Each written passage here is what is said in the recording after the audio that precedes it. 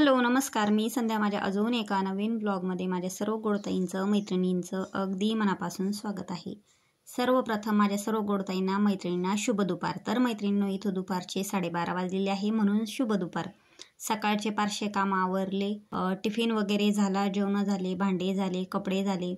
कारण आज आहे रविवार आणि रविवार असला तरीसुद्धा आज कामं जरा स्पीडनं आवरलेले, कारण यांना आज ऑफिसला जायचं होतं. आज काही सुट्टी नाही, कारण एका रविवारी जातात आणि एका रविवारी राहतात. म्हणजे एक रविवारी यांची ड्युटी असती आणि एका रविवारी दुसऱ्या मॅनेजरची ड्युटी असती. त्याच्यामुळं आज गेलेले, तर सगळं काही पटपट आवरलेलं आहे.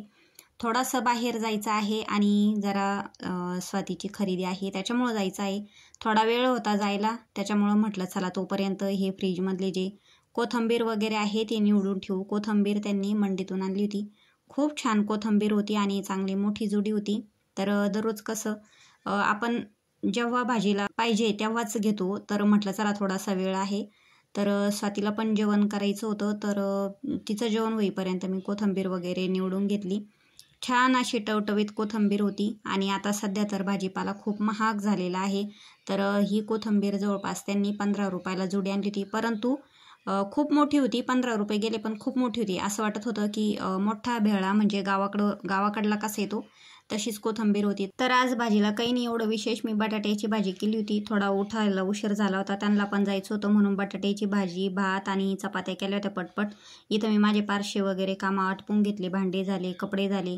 त्याच्यानंतर जे आता घरातून कसं सगळे कामं आवरले आणि नंतर निघालो का बरं असतं, नाही तर तिथून एवढं थकून यायचं, नंतर कामं करायचे, खूप वेळ होऊन जातो. तर अशाच प्रकारे मग आम्ही आता इथं निघालो. समर्थ घरीच होता, कारण घरी पण एक जण पाहिजे. आता तिथं पण जायला खूप वेळ वगैरे लागणार होता, कारण घरूनच निघायला आम्हाला खूप उशीर झाला होता. अशाच प्रकारे रिक्षानं गेलो आणि त्याच्यानंतर शेवटी आम्ही आता पोचलो. बघू आता कोणत्या दुकानात जातो काय.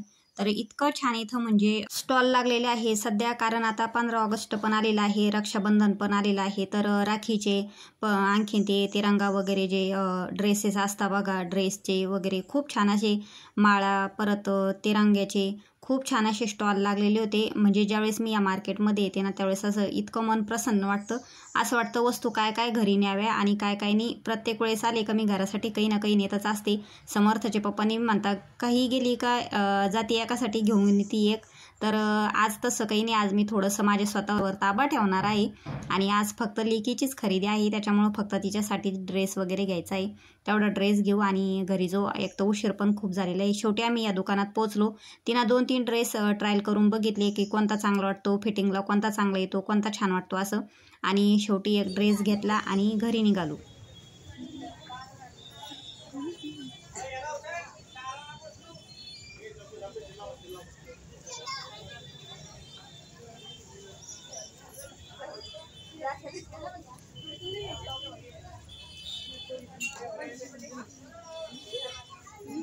घरी येण्यासाठी निघालो तर खूप असे स्टॉल लागलेले होते राखीचे. तर तिला म्हटलं एवढे दूर आलो तर चला आता राख्या पण घेऊन टाकू.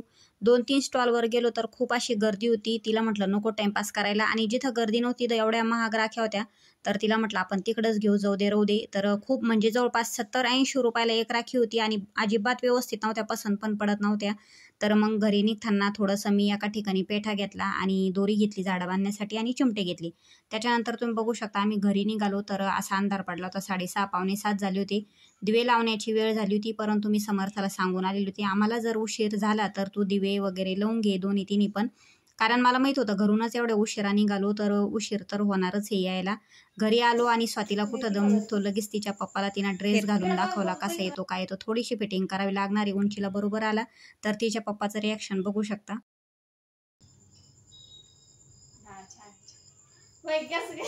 आता शेवटी किती केलं तर पप्पाची परिस्थितीनं ड्रेस वगैरे घालून दाखवला. तिला पण खूप आनंद झाला, छान ड्रेस आला होता आणि त्यांना पण आवडला तो ड्रेस, त्यांनी छान म्हणून सांगितला. त्याच्यानंतर मी पेठा आणलेला होता, त्यांना पेठा दिला खायला. आणि मी हे चिमटे आणि दोरी आणलेली आहे. तर झाडे वगैरे बांधण्यासाठी दोरी कामं येते आणि चिमटे पण मला खूपच लागतात. तर हे जे आहे चिमण्यांचं दिसतंय तुम्हाला, तर एका ठिकाणी होतं की फक्त बघा ड्रेस वगैरे बघा आणि गिफ्ट घेऊन जा म्हणून आम्ही बघितलं दोघींनी तिथं जाऊन. आणि त्याच्यानंतर आम्हाला हे गिफ्ट मिळालं. छान असं स्वातीनं जोडलं ते. आणि तर तिथं असं होतं की तुम्ही ड्रेस घ्या किंवा नका घेऊ, परंतु एक वेळेस दुकानाला भेट द्या आणि छोटंसं असं गिफ्ट घेऊन जा म्हणून ते मिळालं तिला. त्याच्यानंतर आता इथं जर आमचं फुल झालेलं आहे सगळं, काचा वगैरे इथं काही ठेवायला जागा नाही म्हणून मी छान असं सुचवलं आणि इथं चार्जरवर ठेवून दिले चिमण्यांचं जोडून, तर छान दिसत होतं.